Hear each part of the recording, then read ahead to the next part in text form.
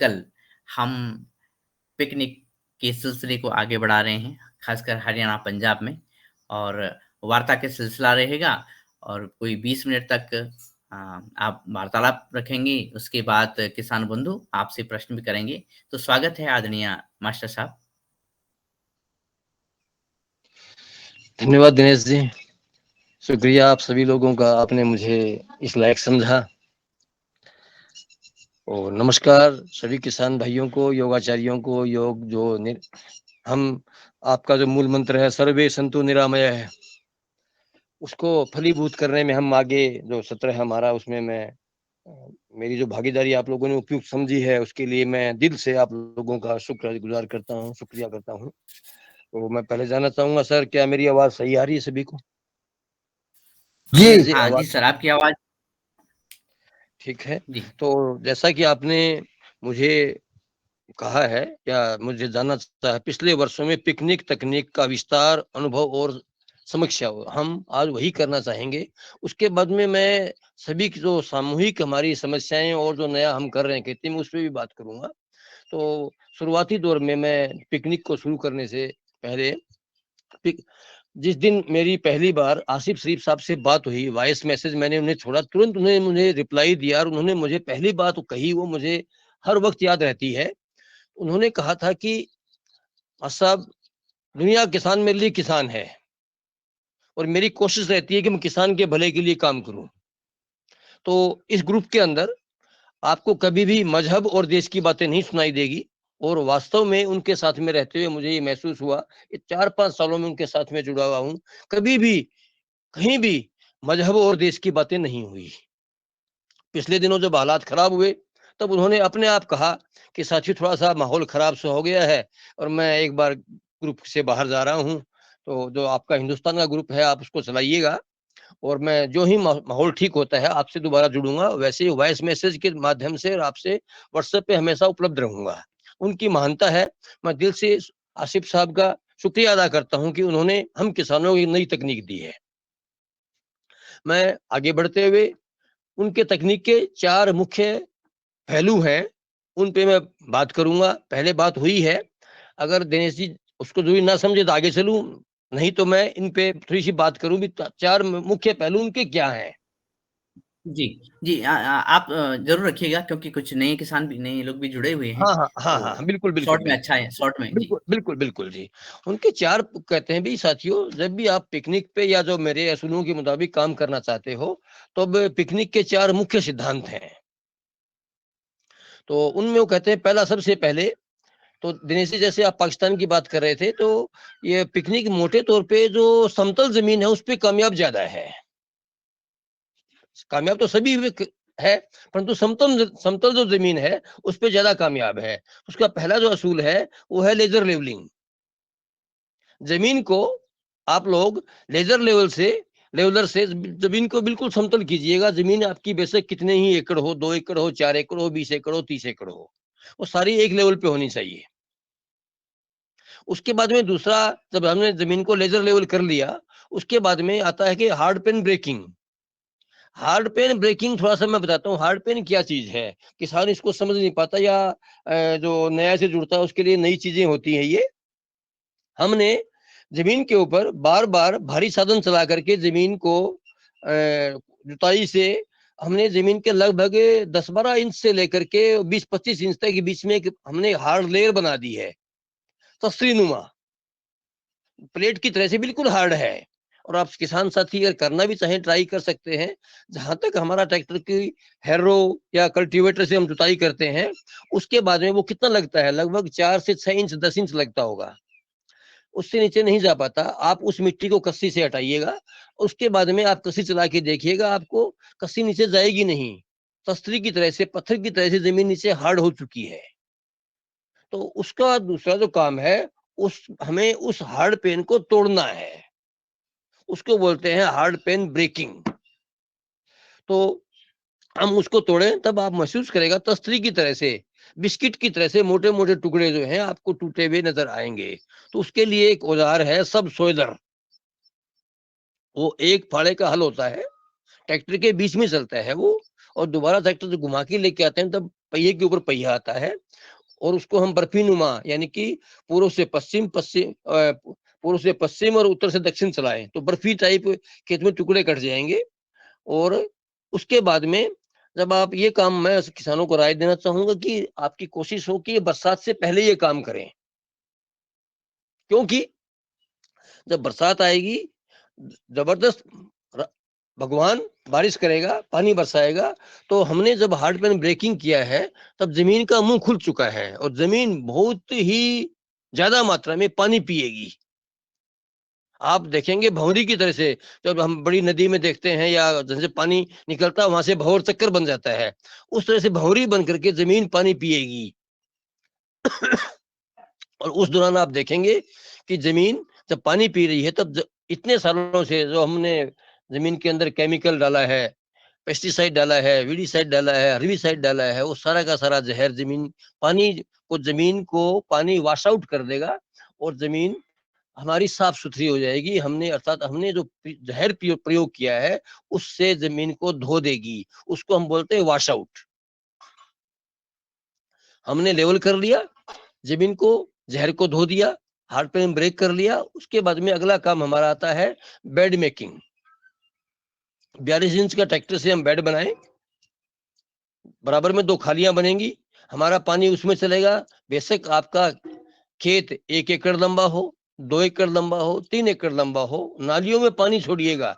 और अगर आपने अच्छे से हार्ड पैन ब्रेकिंग किया है तब मैं दावे से कह सकता हूं कि आपकी जमीन के अंदर नमी जाएगी। साथियों, आसिफ साहब और सभी हमारे कृषि विज्ञानी जो आजकल बातें कर रहे हैं, उसको बेशक हम प्राकृतिक खेती कहें, कुदरत खेती कहें, जीरो बजट खेती तो हो ही नहीं सकती। जीरो बजट खेती के मैं पक्षधर नहीं हूं, क्योंकि किसान की जो अपनी मेहनत है वो क्या जीरो में गई? किसान की मेहनत की भी तो कीमत है, इसलिए जीरो बजट तो खेती हो नहीं सकती। हाँ, रसायन मुक्त खेती, कुछ भी नाम कहें आप, जो हम करते हैं वो, आप 42 इंच का बेड बनाइएगा और उसके ऊपर अपनी फसल लगाइएगा। तीसरा काम हो गया, यानी कि पहला हमने लेवल किया, हार्ड पेन ब्रेक किया सब सोइलर से, तीसरा हमने बेड बना दिया 42 इंच का। उसके ऊपर आप जरूरत के मुताबिक ट्रैक्टर के पीछे आप 5 लाइनें लगाइएगा, 4 लाइनें फसलों के मुताबिक। जैसे ज्यादा फैलने वाली फसल है वहां आप 2 लाइन भी हो सकती है, अगर कम फैलने वाली फसल है वहां 3 या 4 या 5 लाइनें भी हो सकती है। अपनी फसल के मुताबिक लाइनों में बेड के ऊपर बिजाई कीजिएगा। और उसके बाद में एक बहुत ही इंपॉर्टेंट पहलू आता है, वो है मल्चिंग, आच्छादन। जब हमने बेड के ऊपर फसल लगा दी, उसके बाद में हम उस फसल को, जो भी कृषि फसल अवशेष बचा हुआ है, फार्मिंग का जो बचा हुआ वेस्टेज है, उसको हम उसके ऊपर डाल दें। और आप ये बिल्कुल निश्चिंत रहिएगा साथियों कि कोई भी फसल, जब उसको, अनाज को उपयुक्त माहौल मिलेगा, नमी मिलेगी, तो वो अपने आप वो फसल जर्मिनेशन पे आएगी और हमने जो ऊपर फसल अवशेष डाला उसके अंदर से ऊपर निकल के आ जाएगी। और इस तरह से अगर हम खेती करते हैं तो उस पे खेती बड़ी अच्छी होती है। तो 4 चीज दोबारा दोहरा देता हूं, लेवलिंग, उसके बाद में जमीन का वॉश आउट करना यानी hard pan breaking, bed making, और उसके बाद में मल्चिंग। कुछ साथियों को ये रहता है कि जी जो 42 इंच का बेड है उसमें क्या नमी चली जाती है? आप अपनी जमीन को देखिएगा, हो सकता है कि किसी जगह पर जमीन जो है काफी रेतीली तो नहीं, वो अपनी चिकनी हो, तो हो सकता है पानी ना पीते, थोड़ा सा बेड आप कम भी अपनी फसल के मुताबिक, अपनी जमीन के मुताबिक आप उस बेड को कम भी कर सकते हो। यहाँ मैंने महसूस किया है कि काफी जगह ये साथियों को दिक्कत आई, तो हम बेड को थोड़ा सा कम भी कर सकते हैं। वैसे 42 इंच जो बेड हम बनाते हैं वो जब बारिश आती है, पानी लगाते हैं, तब वो ढह करके हमारा 38 इंच के आसपास रह जाता है। आच्छादन हो गया। हाँ, सबसे जो मुख्य पहलू है साथियों, वो इसके अंदर आच्छादन है। फसल को जर्मिनेशन से पहले ढक लेना, यानी कि जब भी कोई भी नमी उड़ती है, धूप लगेगी तो फसल की, खेत की नमी उड़ जाएगी और आच्छादन उस नमी को उड़ने से रोकता है। शरीफ साहब कहते हैं बेशक कितना भी आपका पानी नमकियात वाला हो, जब भी अगर आपने आच्छादन कर दिया है तो कभी भी नमी नहीं उड़ेगी। हाँ, जब नमी जाती है तब नमी चली जाती है, नमक रह जाता है और वो फसलों को नुकसान करता है। उस लिहाज से हमें चाहिए कि हम आच्छादन करें। तो ये साथियों पिकनिक के 4 असूल हो गए, चारों काम हो गए, आप कर सकते हैं, हो सकता है। परंतु कुछ साथी जो नए-नए आते हैं, मेरे पास में बहुत से साथी खेत देखने के आते हैं, बात भी करते हैं, कहें जी अब सब सोलर कहाँ से लेके आएँ? लेज़र लेवलिंग सभी के पास में है, सब सोलर जो औज़ार है वो कई किसानों के पास में, कई इलाकों में नहीं है, हमने लगाया भी नहीं है, इसको हम मानते भी नहीं। हम ये भी कहते हैं कि हार्ड पेन है ही नहीं। साथियों, मैंने बिल्कुल रेतीली ज़मीन में बैठा हूँ, कृषि विश्वविद्यालय हिसार के बिल्कुल नज़दीक हूँ। वहाँ से जब मैं पहली बार सब सोलर लेने गया, तब उन्होंने मुझसे पूछा कि ज़मीन कहाँ है? मैंने बताया बिकाज़ा। बोले जी वहाँ क्या करोगे इसका? मैंने कहा जी हार्ड पेन ब्रेक करूँगा। बोले जी हार्ड पेन है ही नहीं। मैंने कहा जी मुझे सब सोलर दे दिया जाए। उन्होंने सब सोलर मुझे दे दिया और मैंने खेत में लाके लगाया। जब वापिस जमा करवाने गया, तब जो इंचार्ज महोदया थे उन्होंने मेरे से पूछा क्या जी हार्ड पेन है? मैंने कहा जी है। ब्रेक हुई, बोले महसूस हुआ? मुझे बिल्कुल महसूस हुआ और उन्होंने किसी मीटिंग में बैठ कर के ये बात कही, तब साइंटिस्टों ने इस बात को मानने से मना कर दिया कि इस इलाके में हार्ड पेन हो ही नहीं सकती। टीम देखने के लिए आई खेत के अंदर, हरियाणा कृषि विश्वविद्यालय की टीम देखने की लिए आई कि हार्ड पेन है या नहीं। मैंने उनको बताया, उस जगह में मैंने जहाँ सब सोलर नहीं लगाया था वो जगह भी दिखाई और जहाँ फसल खड़ी थी वो भी दिखाया। उन्होंने खुद ने देख करके महसूस किया कि हाँ, वाक़ई में रेतीली ज़मीन में भी हार्ड पेन तैयार हो चुकी है या बन चुकी है या हमने बना दी है। इसी बात को साथियों आगे बढ़ाते हुए मैं आपको कहना चाहूँगा, कई बार हम साथी लोग जो खेत में सिधाई पाड़ने के लिए रास्ता एक पगडंडी बना लेते हैं। हम लोग उसको पगडंडी बोलते हैं और हो सकता है देश में अलग-अलग हिस्सों में कुछ और भाषाएँ में बोलते होंगे।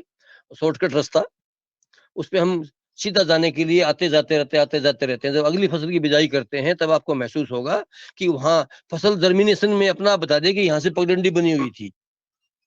जब वो पगडंडी बता देती है कि यहाँ हार्ड पैन जमीन सख्त हो चुकी है, तो ट्रैक्टर जब बार-बार गुजरता है, तब तो वहाँ हार्ड पैन अवश्य हमारे खेतों में बन चुकी है साथियों। तब साथियों, आप सब सोइलर लाइएगा और उसको चलाइएगा। हाँ, मिलने में मुश्किल होती है तो आप अपना कृषि विज्ञान केंद्र है, उससे संपर्क कीजिएगा और आपको हो सकता है हरियाणा में तो कृषि विज्ञान केंद्र या कृषि विश्वविद्यालय हमें मुफ्त में दे रहा है, प्रयोग करके वापिस जमा करा दो। हम आच्छादन कैसे होगा? आच्छादन आच्छादन काय का करेंगे उस जमीन? वो तो कुछ भी वहां तत्व थोड़ी रहेंगे, कुछ भी काय का आच्छादन करेंगे? फसल अवशेष का सर। कहाँ मिलेगा फसल अवशेष? उसको साफ करेंगे, अपने सब विधि करेंगे, कहाँ से लाएंगे फसल आप अवशेष? आप साफ आप साफ क्यों करना चाहते हो? नहीं, ये जो आपने विधि बताई ना, उस विधि में तो जी खेत में मैं क्या कुछ मिले? निवेदन करना चाहूंगा कि मशब का जो विषय मैं कंप्लीट हो एक टॉपिक पे उसके आता बाद जाऊँगा जो उसके बाद मुश्किल प्रश्न काम है। रखेंगे ज्यादा हम अच्छा रहेगा। आच्छादन पे जी आऊँगा तब मैं बताऊँगा आच्छादन आपको कहाँ से आएगा। मैं पहला जो मुश्किल औज़ार है वो सब सोइलर है, मैं उस पे बात कर रहा था। तो सब सोइलर आपको कहाँ से मिलेगा वो बता रहा हूँ मैं आपको। केवी के कृषि विज्ञान केंद्र दे देंगे आपको, नहीं तो कई कंपनियों के बनते हैं। आप जो है गूगल पे या इस पे मार्ट पे जो भी बाज़ार है उस पे देखोगे तो आपको सब सोइलर मिल जाएगा। लगभग 20 से 25 हज़ार रुपए का आता है और आपका 35 एचपी का ट्रैक्टर उसको चला देता है। हो सकता है कि एक बार में ना चले तो आप उसी लाइन में ट्रैक्टर को दोबारा चलाइएगा। उससे ज़मीन का हार्ड पैन ब्रेक हो जाएगा और बारिश के बाद बारिश आते ही आच्छादन हो जाएगा। तो हार्ड पैन वाली जो बात है, सब सोलर वाली बात क्लियर हुई। अब आता हूँ मैं मशीन पे, यानी कि जो बेड मेकर है, वो कहाँ मिलेगा? वो कैसे बनेगा? साथियों, पहली बार में आपको ना तो सब सोलर के पैसे लगाने की ज़रूरत, ना आपको बेड मेकर की पैसे लगाने की ज़रूरत है। पहली बार जब आप खेती करते हैं, एक तो आपको राय दूँगा मैं कि पहली बार आप थोड़ी ही दूरी में खेती कीजिएगा पिकनिक पे, सारे खेत में मत कीजिएगा। 1 एकड़, आधा एकड़ उसमें कीजिएगा, उसमें तजुर्बा कीजिएगा, आपको कई मुश्किलें आएँगी और आप ह वैज्ञानिक स्वयं हो अपने खेत के, उन मुश्किलों को आप स्वयं ही दूर करोगे अपने संसाधनों से। तब मशीन आपका जो डोली बनाने वाला होता है, जिससे हम खेत में मेड़े बनाते हैं, उसके बीच में एक फट्टा फँसा लें, मजबूत सा। ठोक करके उससे आप बेड बना लें, उससे बेड बन जाता है। या किसी भी तरह से जमीन को आप बेड के मुताबिक बना लें। जो हमारे इलाके में जो कपास बीजने वाली या जो नरमा बोने वाली जो मशीनें हैं, उनसे भी बेड बन जाता है। वो बेड बना करके उस पर फसल लगाएं आप। हाँ देखो साथियों, यहाँ जब हम किसी की बातें करते हैं तब आज तक जो जैसा पाकिस्तान में उनके पास में पर्शियन बेड मेकर है वैसा बेड मेकर अब तक हमारे यहाँ नहीं आया है। और हमारे साइंटिस्ट हमें 5 साल हो गए रिक्वेस्ट करते करते, उसके मुताबिक अभी इजाद भी नहीं कर पाए हैं। खैर, तो बेड प्लांटर लाइएगा या अपने जैसे तैसे उसका जुगाड़ कीजिएगा और बेड बना करके उस पे आप अपनी फसल लगाओ। अब जो भाई साहब कह रहे थे आलोक जी कि हम या कोई औषधन कह रहे थे कि हम आच्छादन क्या करें। देखो साथियों, एक चीज है तेरा तुझको अर्पण। धरती से जिन चीजों की हमें जरूरत है अनाज के रूप में या पशु चारे के रूप में, उतना हम प्रयोग करें और उसके बाद में जो बचता है वो वापस धरती को लौटा दें। लौटाने का तरीका यही है, जैसे हम गेहूं की बात करते हैं, हमने गेहूं निकाल ली, उसके बाद जो भूसा बचता है हमें पशु चारे के लिए चाहिए, और हम उसको जो फालतू होता है उसको हम बेचने की कोशिश करते हैं। बेचने की बजाय साथियों उसको संभाल के रखो। आप अपने लिए, खेत के लिए आप हल्का सा उसका आच्छादन कर सकते हो। या धान होता है, धान की पराली बड़ी गजब का आच्छादन है। या जो भी आपके खेत का फसल अवशेष है जिसको हम खरपतवार बोलते हैं, खरपतवार कुछ भी नहीं है साथियों, सारी की सारी जड़ी बूटियां हैं, हमें उनकी पहचान नहीं है इसलिए वो खरपतवार है। हमने उनको दुश्मन मान लिया, नहीं वो दुश्मन नहीं, वो हमारे दोस्त हैं।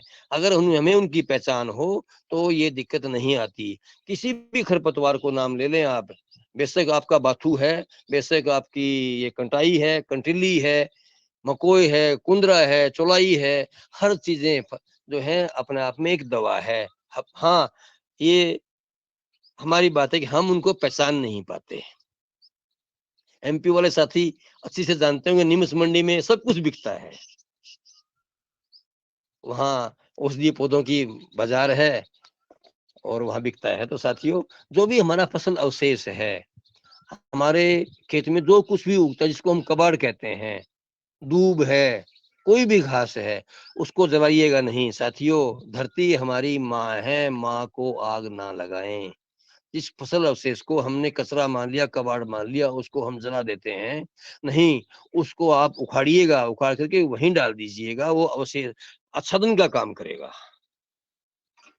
अगर आपसे उपलब्ध होता है तो आच्छादन सबसे अच्छा है और जरूरी है। पिकनिक विधि में साथियों सबसे जरूरी जो काम है वो है आच्छादन। और हम लोगों के साथ में, जैसे एक साथी कह रहे थे आच्छादन कहाँ से लाएं, वो दिक्कत मुझे भी है, आच्छादन हम कहाँ से लेकर के आए। पिकनिक नाकामयाबी का सबसे बड़ा एक कारण यही है कि आच्छादन नहीं है, हमारे पास में मल्चिंग नहीं है। तो जब तक मल्चिंग नहीं होगी तब तक पिकनिक जो है अपने पूरी ढंग से कामयाब नहीं हो पाती। हाँ हाँ, अगर हम बाग लगाते हैं, बागवानी कर रहे हैं, नए ढंग से हम शुरू करते हैं, जब भी हम कटाई छटाई करते हैं, कटाई छटाई करके और उसको आप वहीं बेड पे डाल दीजिएगा, और धीरे धीरे डिकम्पोज हो जाएंगे और आपके बेड मजबूत होते चले जाएंगे, उनकी उत्पादन क्षमता बढ़ेगी और वो आपको अच्छी पैदावार देंगे। ये चारों चीजें साथियों पिकनिक के मुताबिक हुई। अब मैं बात करता हूँ, समीक्षा पर आता हूँ, मैं क्या कर रहा हूँ। मैंने भी शुरू किया था साथियों, सारे खेत में शुरू किया था और काफी मैंने सारे काम किए, परंतु जब मैंने करते करते मैं अनुभव से सीखा हूँ कि मुझे सारे खेत में नहीं करना चाहिए था। सबसे मुझे ज्यादा दिक्कत आई आच्छादन की। मैं अपने खेत को आच्छादित नहीं कर पाया। या इन 5 7 10 सालों में आपको महसूस हुआ होगा, बरसात का सिस्टम, वातावरण में बदलाव, बहुत तेजी से बदलाव आने लग रहे हैं।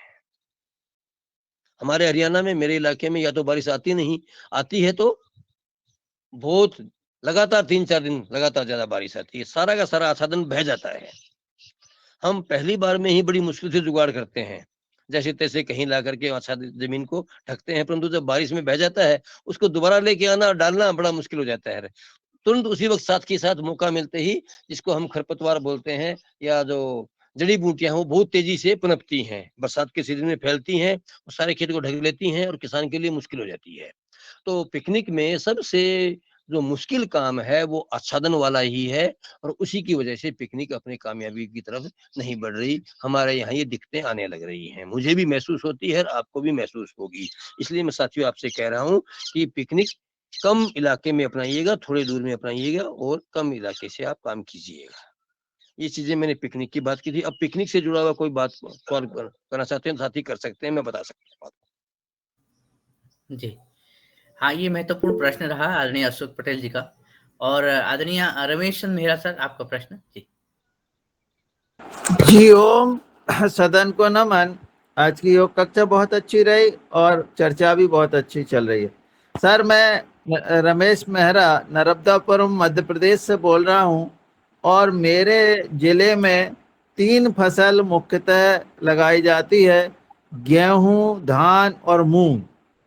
तो मूंग का जब हम आच्छादन करते हैं तो बहुत बड़ी मात्रा में जो है फिर से मूंग उगती है और वो बहुत ज़्यादा उगती है यदि उसका आच्छादन करते हैं।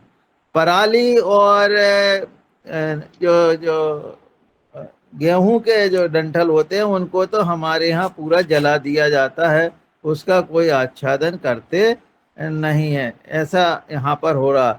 सर, अब बात यह है कि इसमें जो हम जैसे गेहूं है, धान है या मूंग है, क्या इन फसलों को कर सकते हैं और इनका उत्पादन कितना इस पद्धति में होता है? क्या कम होता है या ज्यादा होता है? कृपया ये बताएं। सर, आप बिल्कुल सही कह रहे हैं। आच्छादन जो है मूंग का होगा तो मूंग के देखो जब हम निकालते हैं तब उसमें दाने बच जाते हैं, वो जर्मिनेट होते हैं। परंतु आप महसूस करेंगे ये जो सर्दियां आती हैं तो मूंग अपने आप सर्दी को ओढ़ नहीं पाता, वो खत्म हो जाता है। और वो अपने अगर वो मूंग जर्मिनेशन के बाद में भी रहता है तब वो नुकसान थोड़ा ना करता है, तो वो जमीन को कुछ ना कुछ देके नाइट्रोजन देके जाएगा। सर, उसमें क्या है कि कीट बहुत आते हैं। जब जो अपन हाँ, दूसरी फसल लगाते हैं तो उसमें फिर कीट की मात्रा बहुत बढ़ जाती है, ऐसा अनुभव किया है। सर आप जो मूंग का आच्छादन करते हैं फसल मोटे तौर पर कौन सी फसल लगाते हो? सर, मैंने जैसे बल्लर में लगाई और उसमें इसका आच्छादन किया तो बहुत ज्यादा मात्रा में जो है कीट का प्रकोप हुआ। पहले तो रमेश भाई मैं ये कहना चाहूंगा कि आप जो फसल अवशेष में आग लगाते हो ना, वही ना कीजिएगा। कि हम सोचते हैं कि खेती हम कर रहे हैं। भाई मेरे, खेती हम नहीं करते, खेती कर रहे हैं जीवाणु, माइक्रोब्स। जो हम जब बेड बनाते हैं, बेड के अंदर जीवाणु अपना बैक्टीरिया अपनी कॉलोनियां बनाते हैं, डेवलप कर लेते हैं। जैसे हम कोई हमारे घर को तोड़े तो हमें कितना नुकसान तकलीफ होती है और घर दोबारा बनाना मुश्किल होता है और दोबारा वहां स्थापित होना बहुत ही मुश्किल हो जाता है। उसी तरह से जो बैक्टीरिया खेती करने वाले हैं, जो बेडों के अंदर अपना घर बना लेते हैं और खेती करने में हमारी मदद करते हैं, जब हम जलाते हैं तब वो सारे के सारे उनकी कॉलोनियां नष्ट हो जाती है और वो खत्म हो जाते हैं। तब सबसे बड़ी दिक्कत तो यही आ रही है कि हम जलाने वाला काम कर रहे हैं। बेशक हम खेती परंपरागत ढंग से करें या बेड पे करें, परंतु एक चीज साथियों आप गांठ बांध लो कि खेती हम नहीं कर रहे, खेती करने में जीवाणु हमारे मददगार हैं, हमारे बेस्ट फ्रेंड हैं। खेत में आग ना लगाएं किसी भी तरह से। खेत को नमी चाहिए, पानी नहीं चाहिए। खड़ा पानी मत लगाइएगा, खड़ा रहकर पानी लगाइएगा। आप अपना जो फसल अवशेष है धान वाला उसको सुरक्षित करें। अब आप धान लगा रहे हो तो धान की पराली सुरक्षित रख लो। जो गेहूं लगाते हो, गेहूं लगाते ही मल्चिंग कर दो आप, आपकी बड़ी अच्छी फसल होगी। और धीरे जी धीरे सर। और सर, आपका जो अनुभव है वो ये, इसके उत्पादन में क्या अंतर आता है? जैसे मेरे नर्मदापुरम में लगभग 18 से 20 कुंटल प्रति एकड़ गेहूं उत्पादन होता है रसायन के साथ। अब जब हम हम्म। बात करते हैं किसानों से कि आप इस तरफ मुड़िए, तो सबसे पहले तो वो विचार ही नहीं करते, कहते भैया हमने केसीसी लेके रखी है और यदि हम इधर जाएंगे तो हमारा उत्पादन घट जाएगा। तो हम कहाँ से? ये सारी समस्याएं 3 साल से हम लोगों को जूझ रहे हैं, हम लोगों से योगाहार के माध्यम से जो कुछ सीखते हैं अपने खेत में करते हैं, लोगों को बताते हैं, पर यही सब चीजें आती है जियो। भाई मेरे उनको कहिएगा सारे खेत में मत लगाइएगा, अपने खाने के लिए 1-8 एकड़ में लगाइएगा, स्वस्थ रहिएगा, डॉक्टर से बचिएगा। डॉक्टर पेट भी काटते हैं, जेब भी काटते हैं। सारे खेत की सलाह मत दो उनको, केवल थोड़े से इलाके के लिए कहो। जब स्वाद मुंह को लगेगा ना, तब अपने आप वो बढ़ा देंगे और इसी तरह से उनके ग्राहक बनेंगे। उत्पादन कम होने की बात आप करते थे, मैं जो खेती कर रहा हूँ देसी बीजों की खेती करता हूँ। जो पुरानी वैरायटियां थी, हमारी किस्में थी, मैं कोई भी हाई यील्ड वैरायटी नहीं लेके आता। जो देसी बीज हैं उनकी खेती करता हूँ। और मैं धान का किसान नहीं हूँ। मेरे खेत में, मेरे इलाके में पानी बहुत कम है, बहुत ही कम पानी के इलाके में मैं बैठा हूँ। तो इस वक्त मेरे खेत में बाजरी है और ग्वार है, कॉटन नहीं है। मेरे साथियों ने सभी आस पड़ोस में कॉटन लगाई हुई है, परंतु मेरे पास पानी की उपलब्धता नहीं है, तो मैं नहीं करता। धान का अनुभव मुझे साथियों बिल्कुल भी नहीं है। हाँ, कुछ साथी मल्चिंग, हम जो खेत देखते हैं, कुछ साथी धान भी बेड पे कर रहे हैं, उनका धान अच्छा हो रहा है। परंतु लगभग ये जो काम करने वाले मेरे इस भाइयों, मैं आपको कहना चाहूंगा, लगभग किसान रासायनिक खेती नहीं करे, लगभग जैविक खेती ही करने वाले किसान हैं। जो रसायन जब हम खेत में डालते हैं, तब फिर जीवाणु खत्म हो जाते हैं, वहां मुश्किल होती है। हाँ, हाई यील्ड वैरायटी के बजाय देसी वैरायटियों का स्वाभाविक तौर पे उत्पादन कम है, वैसा हमें भाव ज्यादा मिल जाता है। जैसे उदाहरण देने की मैं आपको कहना चाहूंगा, मैं एक किस्म है गेहूं की बंसी, आपके एमपी में भी होती है, हिंदुस्तान के सभी इलाके में होती है। बंसी किस्म है जो कि गेहूं नहीं है, कणक है। उसका आटा और गेहूं का दाना सुनहरे रंग का, इसलिए उसको मैं कणक बोलता हूँ, वो कणक है।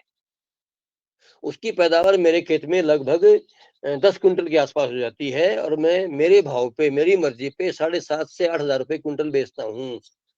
जिन साथियों के खेतों में, रसायन वाले खेतों में, जहाँ उनको 70 मन गेहूं होता है, 70 मन से मतलब हो गया 30 क्विंटल के आसपास, तो मेरा होता है 10 क्विंटल। गेहूं का भाव है 2,500 रुपए और मेरा भाव है 7,500 रुपए, तो उनसे तिगुना कम होता है, मैं तिगुना भाव ज्यादा लेता हूँ। मेरे सारे खेत का अनाज बिक जाता है साथियों, तो वहां दिक्कत नहीं होती। ऐसी जो साथी कहते हैं कि उत्पादन घटता है, घटता है, परंतु गुणवत्ता बनाए रखिएगा। आप क्वांटिटी के बजाय क्वालिटी पे ध्यान दीजिएगा। और वही बात दोबारा दोहराऊंगा कि अपने खाने के लिए सबसे पहले स्वयं खेती करें। आगे चले आप। हाँ जी जी, जी। ये महत्वपूर्ण वार्तालाप रही और दोनों शिक्षाविद रहे, दोनों शिक्षक हैं आप लोग, तो और के साथ भी किसान हैं। मैं साथ में ये प्रश्न भी है कि जैसे पिकनिक की बात हो रही है, तो भारत में खासकर हरियाणा और पंजाब में क्या अभी आधुनिक कितने किसान ऐसे होंगे जो इस तकनीक को अपना रहे होंगे? अगर औसतन हम निकालें दिनेश जी, तो बहुत कम किसान है, बहुत कम है। 1% भी नहीं कह सकता मैं, जी। क्योंकि मेरे आसपास में हम देखते हैं तो गांव में एक दो किसान मिलता है हमें। मैं पूरी तरह से जो है विधि की कामयाबी, नाकामयाबी नहीं है, वो हम लोगों की नाकामयाबी है। हमारे पास में संसाधन नहीं है, हिम्मत नहीं कर पाते, बाजार नहीं मिलता, और सबसे बड़ी दिक्कत आच्छादन की है, आच्छादन नहीं हो पाता। तो उस वजह से पिकनिक को लोग नहीं अपना रहे। जी, अगर हम तुलना करें जैसे इधर भारत है। कठिन विधि है ये, कठिन विधि। जी, जी, हाँ, कठिन विधि। जी। कठिन तो तो सब कुछ है, खेती कठिन ही है, खेती आसान कहाँ है। हमारे इधर बहुत आसान है खेती। खेती मेरे भाई, रासायनिक खेती आसान है, मेरे यहाँ भी खेती रासायनिक आसान है। मैंने कई किसानों से, मैं मीटिंगों में बैठकर में जाता हूँ, मैं सबसे पहले किसानों से ही पूछता हूँ, साथियों आप खेत में कितना टाइम काम करते हो? तो औसतन जो है अमूमन निकल के आती है 24 घंटे में 2 घंटा, 2.5 घंटा, 3 घंटा, 1.5 घंटा। औसतन मैंने 2 घंटा निकाला है हमने। आप उसकी तुलना एक नौकर पे से कीजिएगा जो 8 घंटे की ड्यूटी करता है, एक दुकानदार से तुलना कीजिएगा जो कि लगभग 14 घंटे की ड्यूटी करता है। अब जब हम 2 घंटे की ड्यूटी करेंगे तो आमदन वैसी ही होगी भाई, खेत भी वैसा ही रहेगा। अगर हम 8 घंटे की ड्यूटी करते हैं, तब बहुत कुछ हो सकता है। दूसरी भावना रहती है जब हम खेत में जाते हैं किसान भाइयों, जैसे हमारे भाव होंगे वैसा ही उत्पादन होगा। एक चीज और कर लूं, मैं कैसा किसानों से पूछता हूँ, आप कैसे किसान हो? किसान दो तरह के हैं, एक जो कि खेत में जाता है, खुश होके जाता है, अपने हाँ मैं खेत जा रहा हूँ, भागा भागा जाता है, खेत में जाकर के जमीन को, धरती माता को नमस्कार करता है और खेत में मन लगा के काम करता है। जैसा भी हो जाए, वो जब भी है बड़बड़ाता नहीं, गालियां नहीं निकालता, खुश होके काम करता है। एक किसान तो वो है। और एक किसान जब खेत घर से चलता है, तब अगर ट्रैक्टर लेके जा रहा है, ट्रैक्टर पे हाथ मारते, ट्रैक्टर को गाली निकालता है, पशुओं लेके जा पशुओं को गाली निकालता है, रास्ते में बड़बड़ाता जाता है, और खेत में जाकर सबसे पहले उसका काम होता है मूत्र विसर्जन का। खेत में जाते ही वो मूत्र विसर्जन करता है, पेशाब करता है। ओह ठीक है, कोई नुकसान नहीं है, परंतु धरती को कभी प्रणाम करता है किसान क्या? कितने किसान धरती को प्रणाम करते होंगे? दुकानदार को देखिएगा, जब दुकान का ताला खोलता है, उसको कितनी बार नमस्कार करता है, देवताओं को नहलाता धुलाता है, सब कुछ करता है। क्या हम भी उस भावना से खेती कर रहे हैं? जैसे भाव होंगे वैसा उत्पादन होगा। तो यहाँ भी दिनेश जी, और दोबारा उसी बात पर आता हूँ, पिकनिक ज्यादा लोगों ने नहीं अपनाई है। मैं इसको ज्यादा विधि को विधि ठीक है, परंतु हमारे यहाँ सक्सेस नहीं हो पा रही है। इसमें बड़ी मुश्किलें आ रही हैं। हाँ, जैसे तैसे हम जैसे लोग कर रहे हैं, परंतु ज्यादा विस्तार नहीं हुआ है। जी। जी। पिछली बार एक किसान पंजाब से आए थे, हालाँकि वो पिकनिक की बात नहीं थी, वो एक बीज बचाने वाले सीड सेवर किसान थे, अमृत सिंह चहल जी। उन्होंने भी ये बताया था कि हम अ, खेत में ज़्यादा समय नहीं दे पा रहे हैं और जो दे पा रहे हैं उनका खेत से लाभ भी अच्छा हो रहा है। जो बातें आपने बताई खेती के प्रति व्यवहार, उन्होंने भी ये बात बताई। अब एक प्रश्न ये भी है कि हमारे इधर यानी अगर हम देखें तो इधर भारत में पिकनिक को लेकर के थोड़ा-सा कठिनाई है।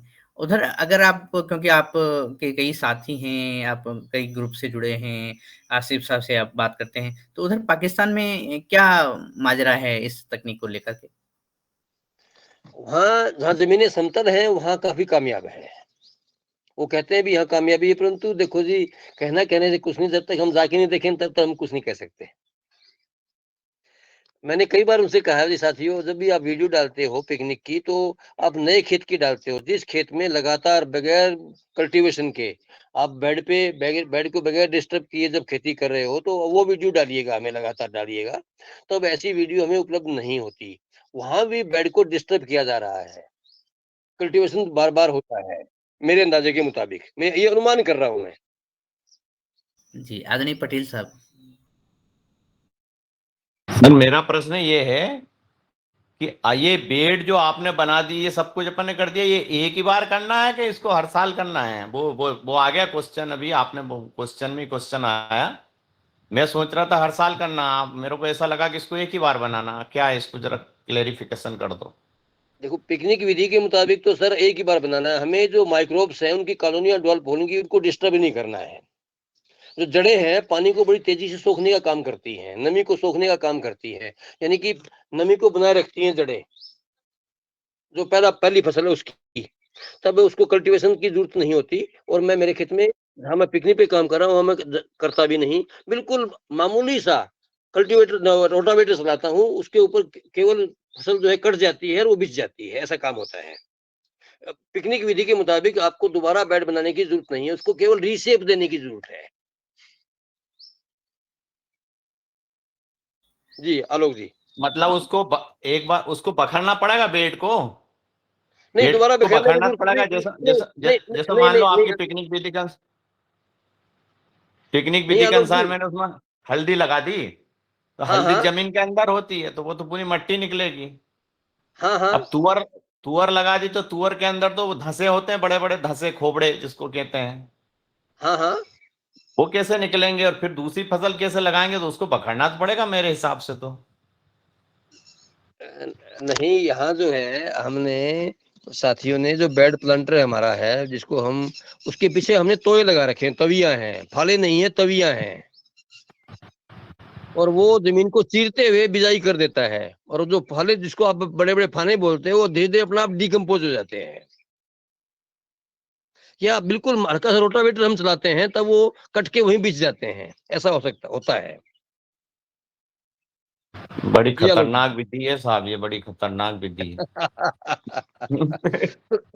समझ से बाहर है। आलोक जी, संभव आलोक नहीं है, जी ये संभव नहीं है सर। ये थोड़ी ही दूर चीजें में करके संभव नहीं है, देखिएगा। ये सिर्फ 5-10 डिसमिल में हो सकती, लार्ज स्केल पे नहीं हो सकती। आप थोड़ी ही दूर में करके देखिएगा, हो सकता है आपको आनंद आने लग जाए, और अच्छी ना अरे लगे तो छोड़ दीजिएगा।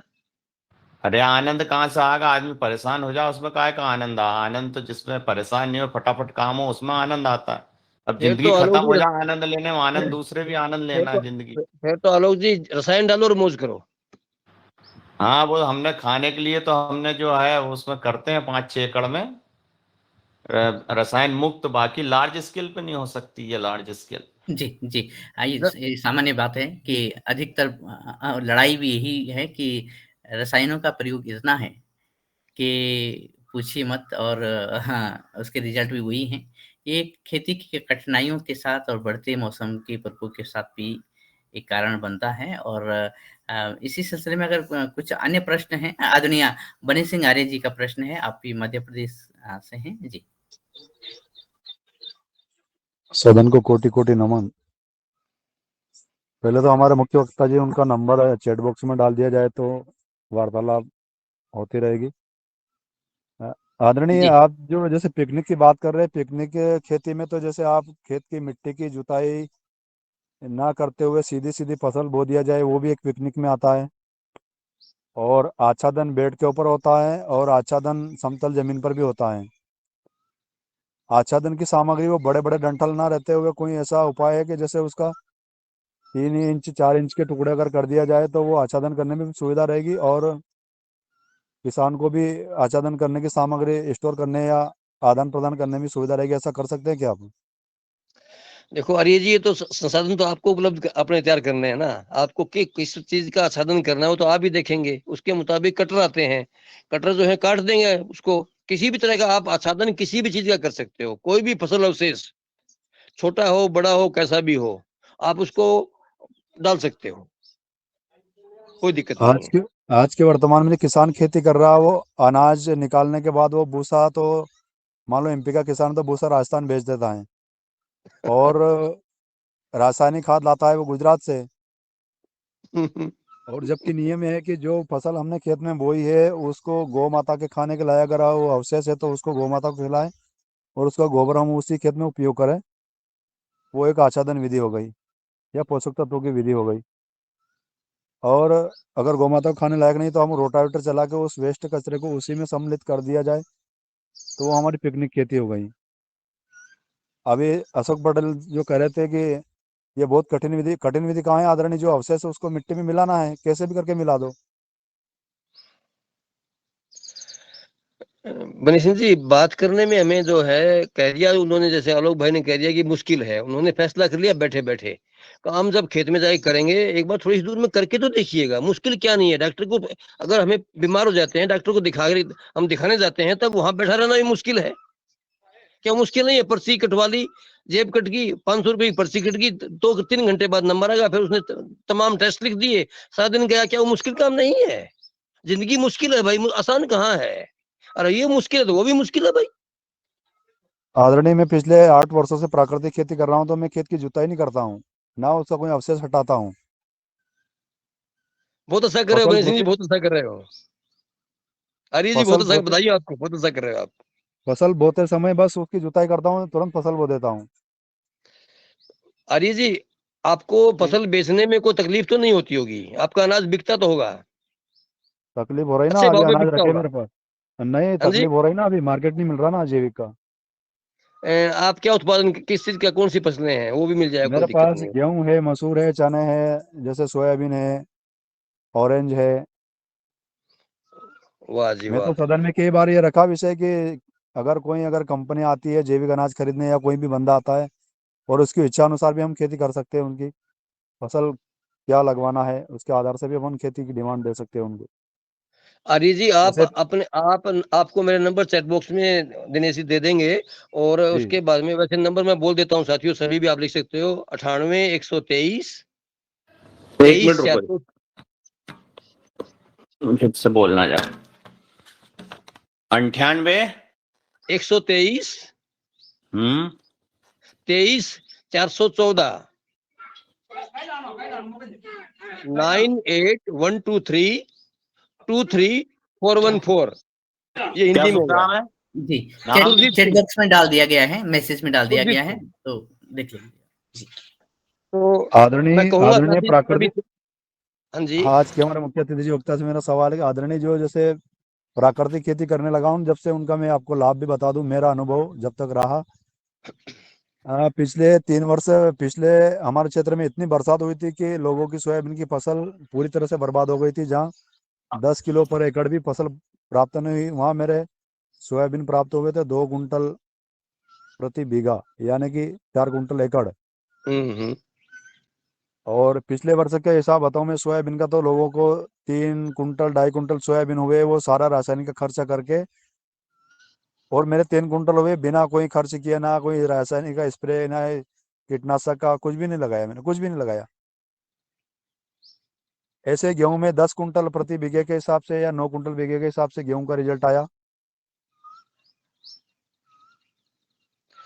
आर्य जी आप अपने सभी अनाज जो आपके में उपलब्ध हैं उनके अपने भाव आप मुझे पर्सनल में भेजिए, मैं आपको बाजार देता हूँ। जी आदरणीय, धन्यवाद। मेरे पास कोई भी दिक्कत मूंग है। नहीं, मूंग तो मिल मेरे ही नहीं पास भी रहा। मूंग 40-50 कुंटल मूंग है मेरे पास। पूर्ण ऑर्गेनिक आप जांच करवा लो 100%। आलोक जी अभी तो आप कह रहे थे बड़ी मुश्किल है रसायन डाल दो और मौज करो, अब मैं 40-50 क्विंटल मूंग आपका कैसे करूं?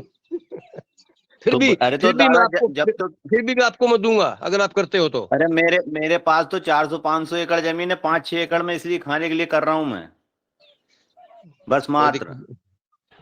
देखो साथियों, मैं यहाँ फिर बात कर लेता हूँ, आप अपनी पहचान स्वयं बनाइएगा।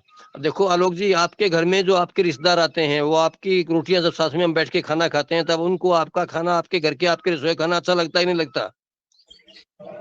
वो जी आपके लगता पहले आदरणीय। ग्राहक हैं, आपके पहले ग्राहक हैं वो।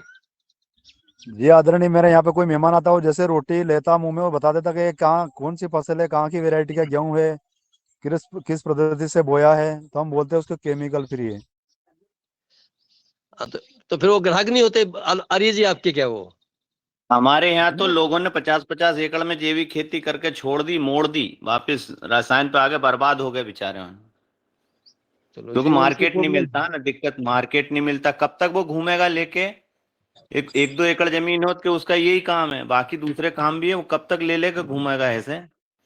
अब जैसे मैं ही बता रहा हूँ, मैं 4 साल से जुड़ा हूँ, मैंने कई बार इसमें मैसेज किया, लेकिन मेरी मूंग, जबकि मूंग तो अमृत के समान है, नहीं बिकती है। फिर मैं मूंग इसलिए मैं ज्यादा लोड नहीं लेता हूँ, उसको मैं बीज में बेच देता हूँ, बीज में बिक जाती, वो महंगी बीज का काम है। तो बाकी यूं यूं लोग इंटरेस्टेड भी नहीं है, क्या मालूम क्या है, जी, समझ में जी, नहीं आ रही बात। जी, ये कठिनाइयाँ भी हैं और कुछ दुश्वारियाँ भी हैं, और आदरणीय पटेल साहब काफ़ी स्तर पर जैविक खेती भी कर रहे हैं, बड़े किसान हैं, अन्य विधियों को भी अपना रहे हैं। इसी सिलसिले में हम आगे बढ़ते हैं और आदरणीय डॉक्टर अनिल राय जी उत्तर प्रदेश से हैं, आपका प्रश्न है।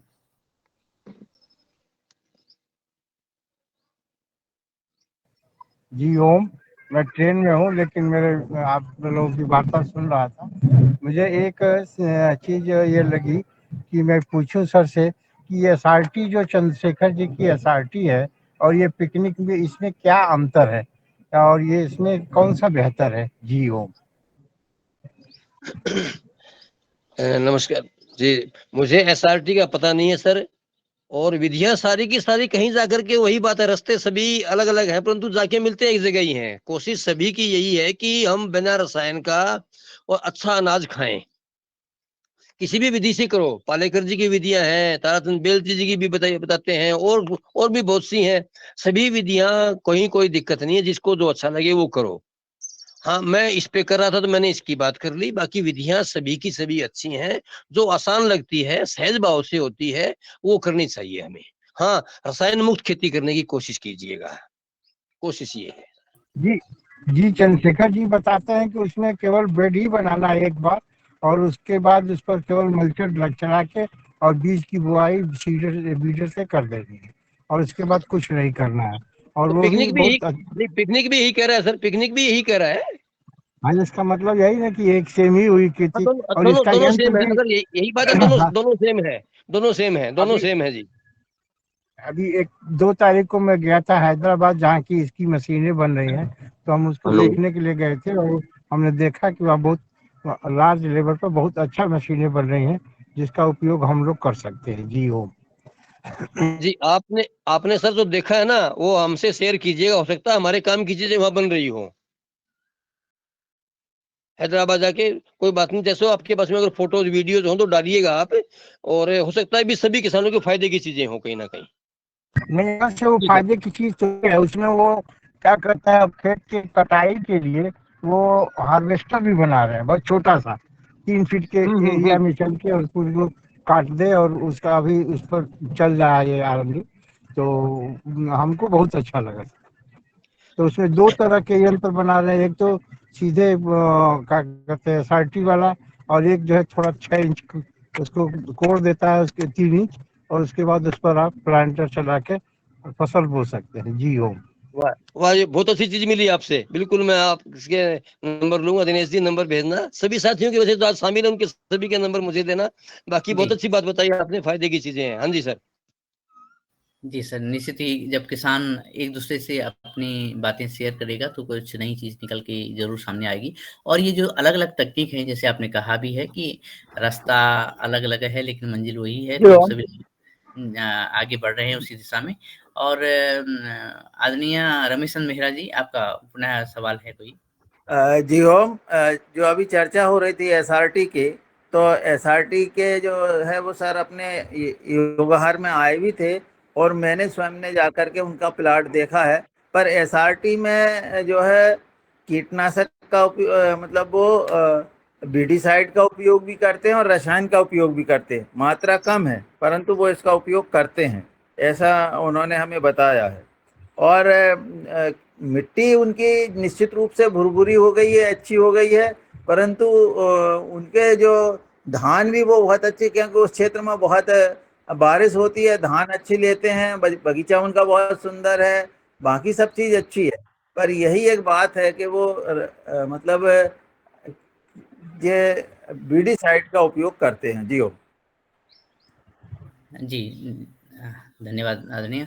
और जब हम आगे बढ़ते हैं तो पतंजलि ऑर्गेनिक रिसर्च इंस्टीट्यूट से आदरणीय पवन कुमार सर, आपका हैंड रेज है और आपकी टिप्पणी भी वांछित है, कृपया। जी, धन्यवाद दिनेश जी। और आज के मुख्य वक्ता सुजीत जी का अभिनंदन।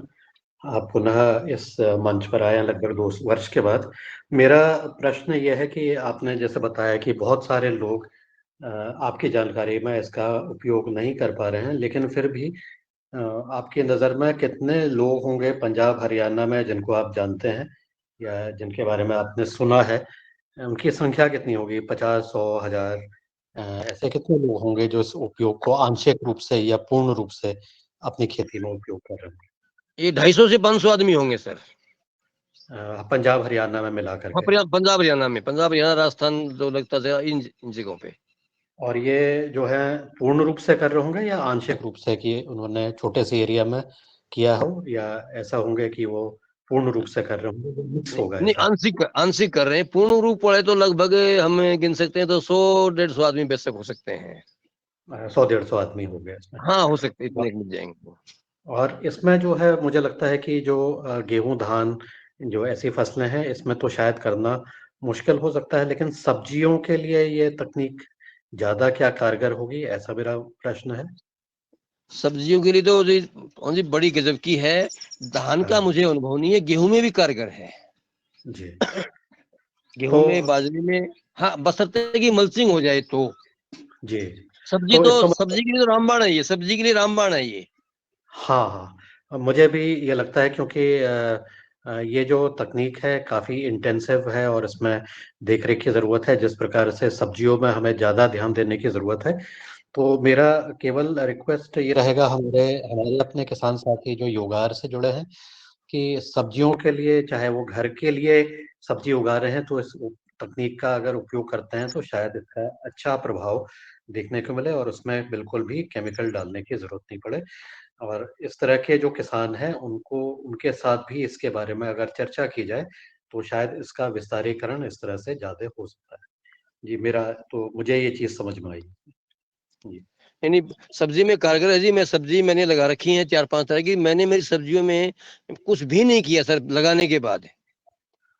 और जो मेरे ग्राहक मेरे खेत से लेके जाते हैं और दोबारा बार-बार मांगते हैं, भाई हमने जो घिया खा ली ना, जो लौकी खा ली, वैसी लौकी कहीं नहीं मिली। तो साथियों एक जी निवेदन ये भी करूंगा, आप जब भी बातें करते हैं, हम जहाँ भी बैठते हैं, तो एक बार उन्हें कहिएगा कि पधारो हमारे खेत में। यानी कि ग्राहक जब हमारे खेत में आके देखेगा ना, उसको बहुत संतुष्टि होती है, उसका मन फूकता है, जी टिक जाता है कि हाँ यहाँ काम ठीक हो रहा है, यहाँ से अनाज सब्जियां हमें अच्छी मिलेंगी, ये हमारा फायदेमंद होगा हमारे लिए। जी जी सर।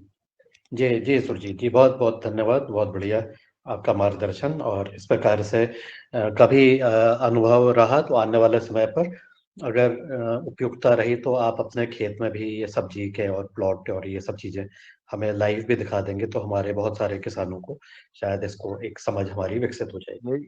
सर मेरी कोशिश अभी भी थी, परंतु मेरे से कैमरा खुल नहीं पा रहा, कैसे खुलेगा मुझे पता नहीं वरना मैं ये दिखा भी देता आपको। अभी मैं खेत में ही हूँ।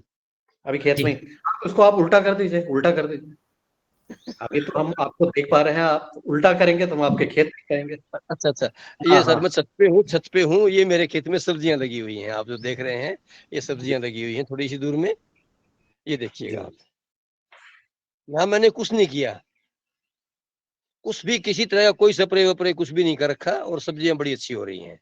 बाकी खेत सर खाली पड़ा है, पानी नहीं है, ये जो खेत है। और ये जो साथ में आप देख रहे हो इधर, ये कॉटन है, ये रासायनिक है, मेरे साथियों औरों की है। और वो मेरा बाग है, वो मेरा टैंक है, और ये मेरा बाग है। मैंने यहाँ माल्टा लगा रखा है सर, ये मेरा खेत है सर। और यहाँ तो देखें आप, ये बाजरा है, ये कन्वेंशनल ढंग से लगाया है मैंने, बेड पे नहीं लगाया। मेरा बाग और जो है वो चीजें ही बेड पे हैं, पिकनिक के मुताबिक वही चीजें हैं बस। जी जी सर। जी जी जी सुरजीत जी, बहुत बहुत धन्यवाद, बहुत अभिनंदन। ऐसे ही करते रहिए। और जो 500 लोग हैं, आशा है कि वो आने वाले दिनों पर 5000 हो, 50,000 हो, तो शायद यहाँ पर इसका फायदा लोगों को देखने को मिले। जी धन्यवाद। दिनेश जी आगे बढ़ाइए। जी, जी, निश्चित सर, धन्यवाद। और ये बड़े ही साफ़-गोई से आपने बताया है कि किस तरह से आप खेती कर रहे हैं और इस तकनीक को उपयोग करते हुए उसमें क्या कठिनाइयाँ हैं, किन फसलों के लिए ये तकनीक मुफ़ीद है, सरल है और अच्छी है।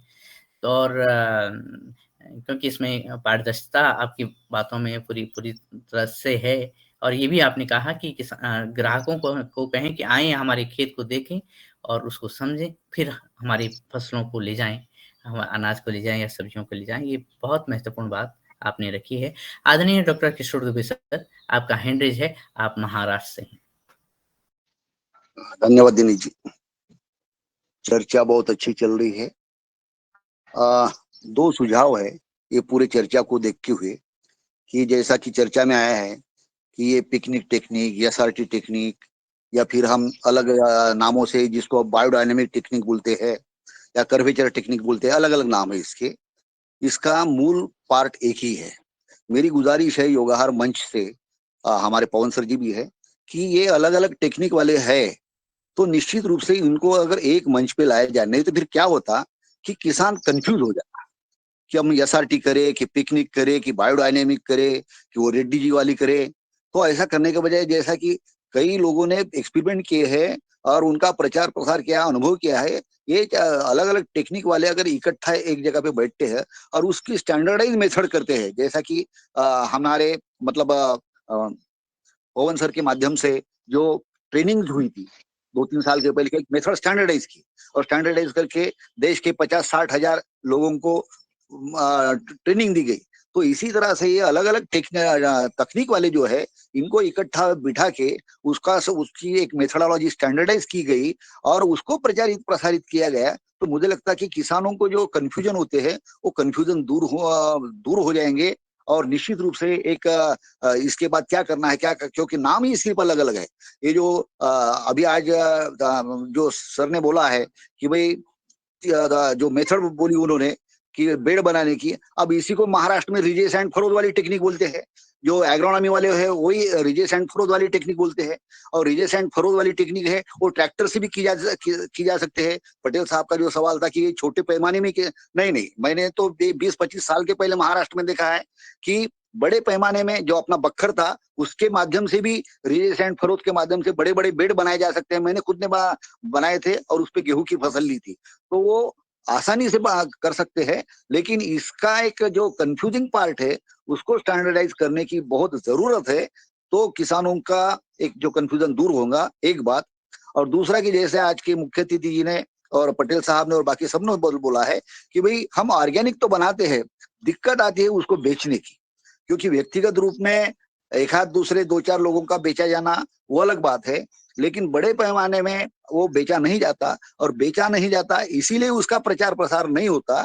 तो निश्चित रूप से उसकी कुछ मेथोडोलॉजी यदि हम स्टैंडर्डाइज करें, चाहे एफपीओ के माध्यम से करें, कंपनी के माध्यम से करें, तो और जब बेचा जाएगा किसान को 2 पैसा मिलेगा, तो निश्चित रूप से इसका प्रचार प्रसार होगा। इस बारे में भी इस मंच के माध्यम से और जो मुख्य अतिथि जी है उनसे सबसे अनुरोध है इस बारे में सोचे और इस बारे में अगर मार्गदर्शन करे। धन्यवाद।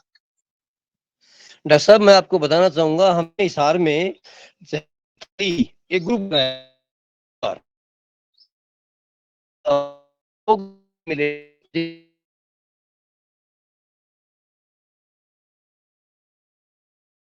आवाज नहीं आ रही, आवाज कट रही सर आपकी। अनाज दिया है इस बार और हमसे संतुष्ट हैं। ऐसा ही एक प्रयोग कुदरत खेती अभियान रोहतक जो है, डॉक्टर राजेंद्र चौधरी वो रोहतक में चला रहे हैं, और रोहतक में भी और तेल दालें हैं, सब्जियां वगैरह रोहतक में भी देने की कोशिश कर रहे हैं। वो भी सभी अपने जहरमुक्त किसानों का ही संगठन है। तो दूसरे हम हिसार रोहतक में हम काम कर रहे हैं, तो ऐसा सभी किसान अपने अपने इलाके में कर सकते हैं और ये संभव है। हाँ, ये रखो कि भाई खेत देखो, खेत में आओ, और हमारे ग्राहक का भरोसा होना चाहिए हम पे, हमारे उत्पाद पे।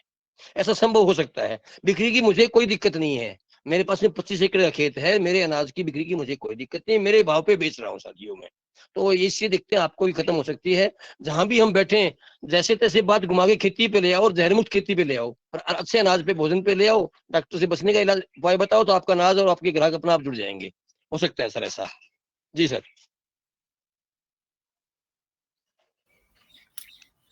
जी, जी। हाँ, धन्यवाद सर। वास्तव में दोनों बातें महत्वपूर्ण इस कदर भी हैं कि जब तक हम तकनीकों को अपनाएँगे नहीं तब तक वो कठिनाई तो दिखाएगी। और दूसरा, जब हम ग्रुप में या बहुत सारे साथी मिल कर के इस तकनीक को या किसी भी अच्छी तकनीक को आगे बढ़ाएँगे, तो हमारी पैदावार भी अच्छी होगी, हमारे ग्राहक भी अच्छे होंगे, लोगों का विश्वास भी होगा जब वो उनके खेतों में जाएँगी, जब उनके स्वास्थ्य पर असर पड़ेगा। तो ये बात भी है, और ये बात भी सही है कि जो बहुत सारी तकनीक है, उनमें कन्फ्यूज़न ना करके हम जो अब अच्छा हो उसको अपनाएँ और आगे बढ़ें। और हाँ, इसका है कि एक इंटीग्रेटेड वे में कैसे उसको आगे लाएँ, ये बड़ा प्रश्न है और आगे इस पर चर्चा करेंगे। दिनेश जी, आज आपने प्लेटफॉर्म दिया है, मुझे सोयाबीन चाहिए था। जी, मुझे जी। सोयाबीन की जरूरत थी, बनी सिंह जी मिल गए आज मुझे। ऐसे ही तो हाँ। मिलेंगे, हम इकट्ठे होंगे तो ऐसा ही मिलेगा। और अनाज भी चाहिए तो हम उनसे लूंगा और साथियों को बताऊंगा, कोई दिक्कत नहीं है। प्लेटफॉर्म दीजिएगा, सही है, और बिक्री की कोई समस्या नहीं आओगी, इकट्ठे हो जाते हैं तब। और उसके बाद में जैसे डॉक्टर साहब कह रहे थे, पवन जी, पतंजलि जो संस्थाएं हैं, एक बात दिनेश जी में थोड़ा सा टाइम शायद कम बचा हो, कहना चाहूंगा कि संस्था का और किसान का, जब संस्थाओं में ट्रेनिंग होती है, संस्था अपना रिजल्ट बताती है, तो रिजल्ट कुछ और होता है। जैसे आचार्य देवव्रत जी भी कहते हैं, परंतु किसान के खेत में और संस्था की जगह में बहुत फर्क है, संसाधनों के में बहुत फर्क है। किसान के खेत का जो तजुर्बा है ना, वो कुछ और तरह का है, संस्थाओं का तजुर्बा कुछ और रंग का है। वो मुश्किल किसान को मुश्किल है, संस्था को मुश्किल नहीं है, संस्था कुछ भी कर सकती है। जी सर। जी, जी। आप अगर इस प्रश्न को कि किसानों के खेत और संस्थाओं के खेत में थोड़ा अंतर है, अगर थोड़ा और एक्सप्लेन करें 1-2 मिनट में, तो और अच्छा रहेगा। हाँ सर, ऐसा है, संस्थाओं के पास में संसाधन असीमित होते हैं, उन्हें कोई भी चीज चाहिए तो उनको तुरंत उपलब्ध हो जाता है। परंतु किसान को छोटा सा अगर जैसे आज 20,000 का सब सोलर भी लेके आना, तो उसको जुगाड़ सोचता है कहाँ से लेके आऊं, कैसे लेके आऊं, कहाँ मिलेगा। संस्था तुरंत उपलब्ध करवा देगी, परंतु किसान के लिए मुश्किल है। हमें छोटे छोटे हार्वेस्टर चाहिए, छोटे छोटे औजार चाहिए, मैं आज तक नहीं ले पाया सर, और सबकी संस्थाओं के पास में वो आराम से है। तीसरा, संस्थाओं के पास में लेबर, क्योंकि पैसा है तो लेबर आ जाती है, परंतु सरकार की जो पॉलिसी है, सरकार मुफ्त में अनाज बांट रही है। खेतों में काम करने वाला हरियाणा में तो है ही नहीं, हरियाणा पंजाब में तो काम कौन करेगा। हमें खुद खेत के सहायक चाहिए होते हैं। हम सब गांव की जो पहले की पद्धति थी ना सर, सब कुछ मिलजुल के काम करते थे और काम के बदले में अनाज मिलता था। किसी गरीब के घर में ब्याह, सारे घर का, सारे गांव का ब्याह होता था, वहाँ धोबी भी बैठता था, मोची भी बैठता था, लोहार भी बैठता था, सब के सब वहीं से काम चल जाता था। परंतु आज किसी को किसी की जरूरत नहीं है, सरकार मुफ्त में दे रही है, खाओ पियो मौज करो। हम किसके लिए उगाएं, क्यों उगाएं हम साथियों।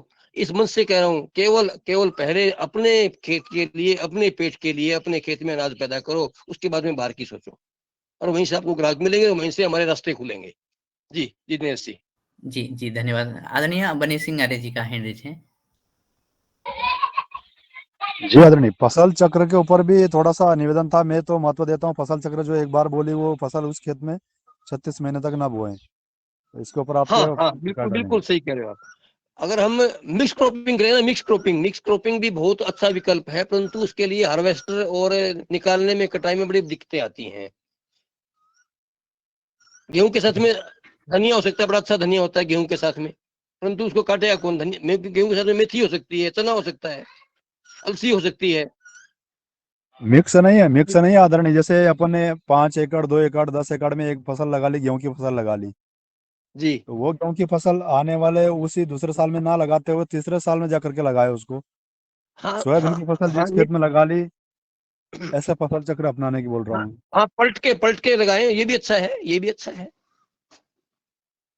ये तो अच्छा है ही जी है। हमारे बुजुर्ग ऐसे ही किया करते।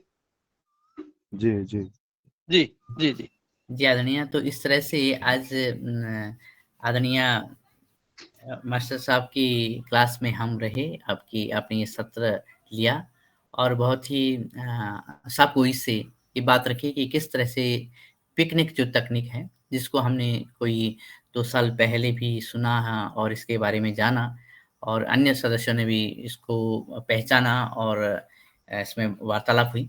आज आपने स्पष्टता के साथ ये बताया कि इसमें क्या दुश्वारियाँ हैं, क्या अच्छाइयाँ हैं और किस तरह से हैं हमारे किसान खासकर भारत में हरियाणा, पंजाब में या राजस्थान में बढ़ रहे हैं।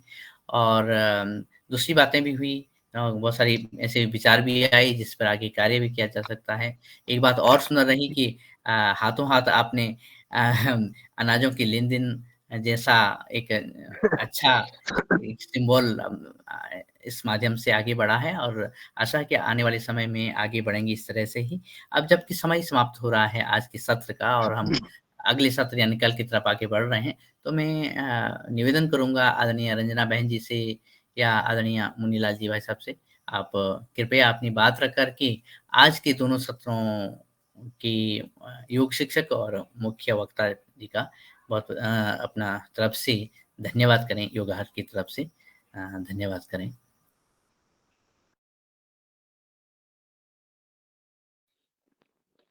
जी, बहुत बहुत धन्यवाद आदरणीय दिनेश श्यामलाल जी। और आज सुबह आदरणीय बगा जी ने बहुत ही सुंदर योग कराया, योग की क्लास बहुत अच्छी ही रही। और आज आदरणीय हम जब सुरजीत जी को सुन रहे थे, तो सुरजीत जी ने जो हम सबको मार्गदर्शन दिया है, ये बेड बनाने का से लेकर के गहरी जुताई जिसको हम बोलते हैं, और ये सारी चीज़ें अच्छा ढंग से, ये बहुत आवश्यक है। और अगर हमारे किसान अगर कर सकते हैं तो एक छोटे से छोटा प्रयोग करें, हम कम से कम अभी ऐसा आधा 1 एकड़ में हम अपने प्रयोग करें और उसके तरीके जानें, और जो अगर समस्याएं जो आती हैं तो उसका समाधान के लिए आपका नंबर किसान भाइयों को आप उपलब्ध करा दें, ग्रुप में डाल दें।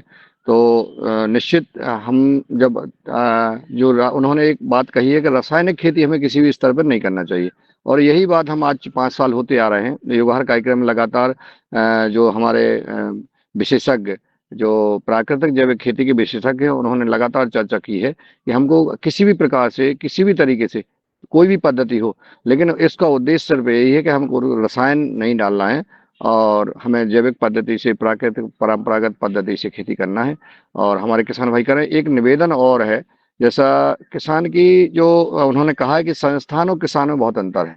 यह बात सही है, क्योंकि अधिकतर संस्थाएं जो है सरकार के पास और समाज में प्रेजेंटेशन करते हैं, जो प्रेजेंटेशन बहुत सिर्फ उसका पॉजिटिव प्रेजेंटेशन होता है। 1 एकड़ में हम 4 लाख, 5 लाख, 10 लाख कमा सकते हैं, ऐसे कोई हेडिंग बना करके जो यूट्यूब पर डालते हैं। मेरा निवेदन है कि किसान की समस्या क्या है, और छोटे-छोटे किसानों की जो समस्याएं आती हैं, वो ज़रूर उस पे शामिल की जाएँ, उन किसानों के अनुभव लिए जाएँ। जैसे इसके पहले हमारे किसानों ने जो अनुभव बताए हैं, उन्होंने अपनी समस्याएँ भी बताई हैं। तो उन समस्याओं का अगर हम समाधान करते हैं, अगर समस्याओं को सुनते हैं और उनका हम समाधान करते हैं, तो निश्चित है हमारे किसान इससे और आगे बढ़ेंगे।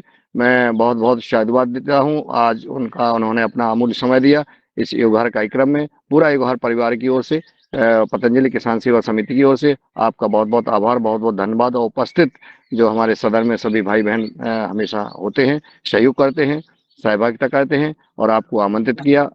उन सभी को सादर प्रणाम, वंदन, नमन, ओम।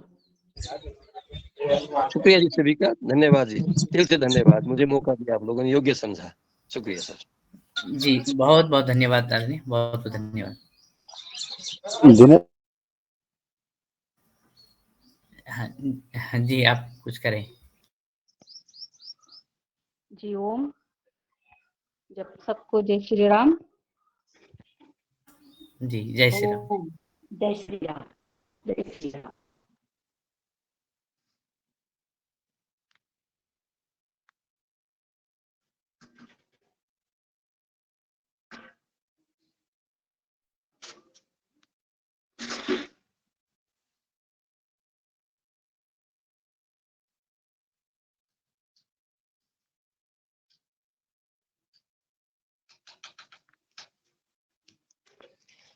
ठीक आ रही है जी, आप नंबर दीजिएगा मुझे।